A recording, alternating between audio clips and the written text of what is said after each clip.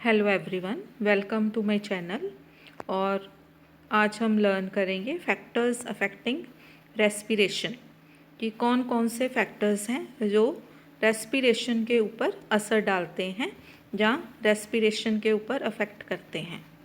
So these factors are oxygen level, physical activity, temperature, age, gender, rest and sleep, pain, emotional state, fever, lung disease, nutrition, medications, infections, neurologic injury, smoking, and high altitude. First factor is oxygen level. अगर body में oxygen का level normal है तो respiration rate normal रहता है।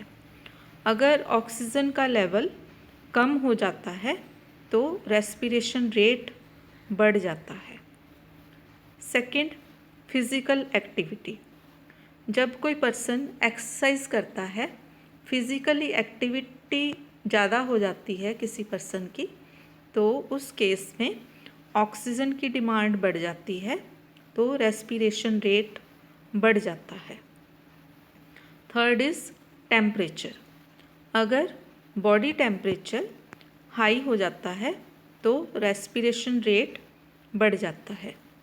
अगर body temperature normal से लो हो जाता है तो रेस्पिरेशन रेट लो हो जाता है। जहाँ हॉट टेम्परेचर है तो रेस्पिरेशन रेट ज़्यादा हो जाता है।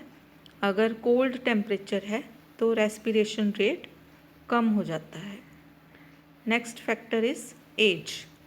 जो एज के अकॉर्डिंग भी रेस्पिरेशन रेट कम या ज़्यादा होता है। जो इन्फेंट्स होते हैं, जहाँ बच्चे होते हैं, और जो एल्डरली पीपल होते हैं, उनमें रेस्पिरेशन रेट नॉर्मल से ज़्यादा होता है, और जो एडल्ट्स होते हैं उनका रेस्पिरेशन रेट जो है वो कम होता है। Next factor is gender. तो जेंडर के अकॉर्डिंग भी रेस्पिरेशन रेट जो है वो अलग अलग होता है। वुमेन का जो रेस्पिरेशन रेट है वो अलग होता है, और जो मैन है उनका रेस्पिरेशन रेट जो है वो अलग होता है। Next is rest and sleep. तो रेस्ट एंड स्लीप से अगर कोई पर्सन को प्रॉपर रेस्ट मिल रही है, प्रॉपर स्लीप ले रहा है, तो उनका जो रेस्पिरेशन है वो नॉर्मल रहेगा। और जो पर्सन्स का रेस्ट एंड स्लीप जो है उनकी नॉर्मल नहीं है तो उनका रेस्पिरेटरी रेट जो है वो ज़्यादा हो जाता है। Next is pen. पेन के कारण जो रेस्पिरेशन रेट है वो बढ़ जाता है। Next factor is emotional state. तो इमोशनल स्टेट, अगर बहुत ज़्यादा स्ट्रेस है, एंजाइटी है, तो जो रेस्पिरेशन रेट बढ़ जाता है। अगर कोई पर्सन डिप्रेशन में है तो उसका रेस्पिरेशन रेट कम हो जाता है। Next factor is fever. Fever में जो रेस्पिरेशन रेट है वो बढ़ जाता है। Next is lung disease.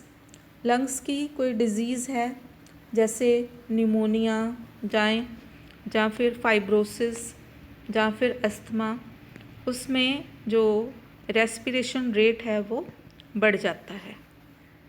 Next factor is nutrition. जो पुअर न्यूट्रिशन है, अगर नॉर्मल न्यूट्रिशन नहीं है, पुअर न्यूट्रिशन है, तो रेस्पिरेशन रेट जो है वो बढ़ जाता है। Next factor is medications. तो कई मेडिकेशंस हैं जिनका साइड इफ़ेक्ट होता है, और कई मेडिकेशंस के कारण रेस्पिरेशन रेट बढ़ जाता है, और कई मेडिकेशंस ऐसी होती हैं जिनके कारण रेस्पिरेशन रेट कम हो जाता है। Next factor is infections. अगर कोई रेस्पिरेटरी ट्रैक्ट का इन्फेक्शन है तो उसके कारण रेस्पिरेटरी फंक्शन जो है वो एबनॉर्मल हो जाता है और रेस्पिरेशन रेट भी एबनॉर्मल हो जाता है। Next factor is neurologic injury.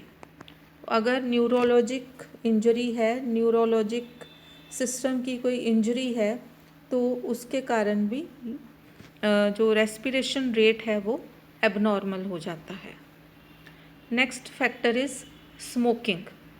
अगर कोई पर्सन स्मोकिंग करता है जहाँ टोबैको का यूज़ करता है, तो उसके कारण भी रेस्पिरेटरी रेट जो है वो कम या ज़्यादा हो जाता है और रेस्पिरेटरी सिस्टम को डैमेज करता है स्मोकिंग।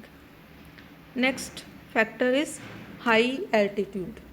जो पर्सन्स हाई एल्टीट्यूड पे विज़िट करते हैं, जहाँ हाई एल्टीट्यूड पे जो ऑक्सीजन का लेवल कम हो जाता है, जिसके कारण जो रेस्पिरेशन का रेट है वो बढ़ जाता है। So these are the factors that affect respiration. तो आज की वीडियो में इतना ही। Thank you so much. Video अच्छी लगे तो लाइक करें और सब्सक्राइब करें।